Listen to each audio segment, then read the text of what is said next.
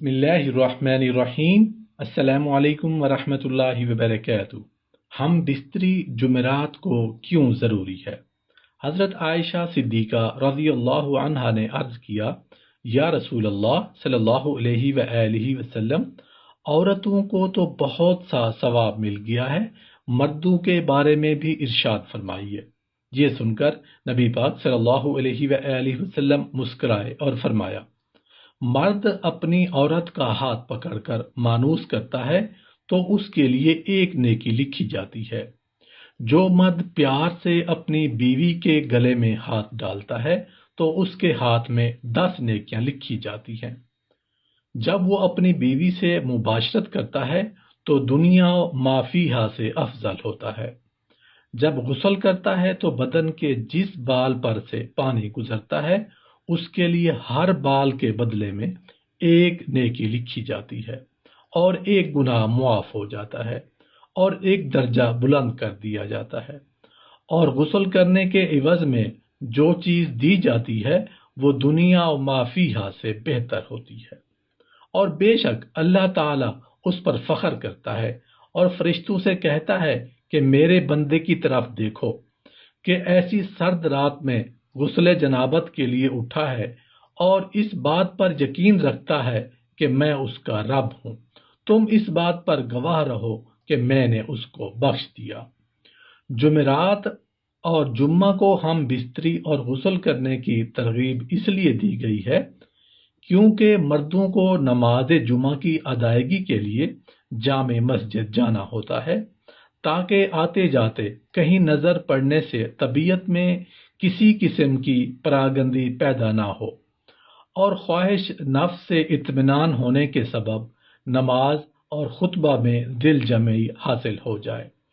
حدیث نبوی صلی اللہ علیہ وآلہ وسلم ہے کہ مرد کا اپنی بیوی کے ساتھ اکٹھے ایک بستر میں سونا افضل ہے، علیہ کہ یہ کسی ایک کو عذر ہو۔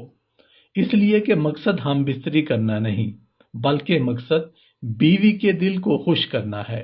بیوی کے دل کو خوش کرنے کے لیے ایام کے دنوں میں بھی اس کے قریب ہو جانا گویا انبیاء علیہ السلام کی سنت ہے۔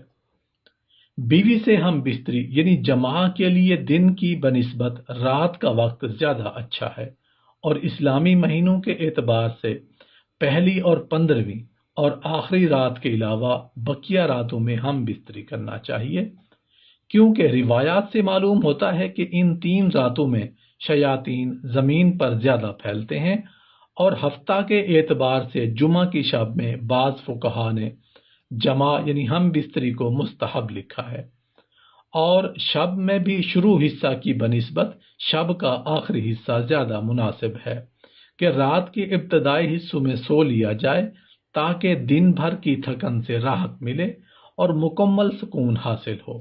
اور ایک فائدہ یہ بھی ہے کہ رات کا تھوڑا سا حصہ ہی جنابت یعنی ناپاکی میں گزرے گا، البتہ رات کا اتنا آخری حصہ بھی نہ ہو کہ پھر دوبارہ آرام کا وقت نہ رہے۔ کچھ دیر اس کے بعد بھی آرام کر لینا چاہیے۔ جب خاوند کو اپنی بیوی کے پاس آنے کی حاجت ہو تو اس کا مروجہ طریقہ یہ ہے کہ بیوی کے ساتھ کمرے میں اس وقت اور کوئی نہ ہو، حتیٰ کہ شیرخوار بچہ بھی نہ ہو۔ وہاں اگر بچہ سویا ہوا ہو تو کوئی مضائقہ نہیں۔ شریعت نے میاں بیوی کو اختیار دیا ہے کہ وہ دن میں یا رات میں کسی بھی حصے میں ازدواجی عمل یعنی مباشرت یا ہم بستری کو سر انجام دے سکتے۔ شرعی تقاضا یہ بھی ہے کہ جس قسم کی محبت کی توقع مرد اپنی بیوی سے کرتا ہے، اسی طرح کی توقع بیوی بھی اپنے شوہر سے کرتی ہے۔ اخلاقی طور پر یہ مناسب نہیں کہ شوہر اچانک آئے اور اپنا مطلب نکال کر یعنی ہم بستر ہو کر جمع کر کے چلا جائے کہ بیوی بدستور تشنا رہے گی، جس سے اس کو تشویش اور حیرانی لاحق ہوگی۔ لیکن اگر اس ازدواجی ملاپ کو بخوبی سر انجام دیا جائے تو بیوی کے لیے بھی یہ مرحلہ آسان ہوگا۔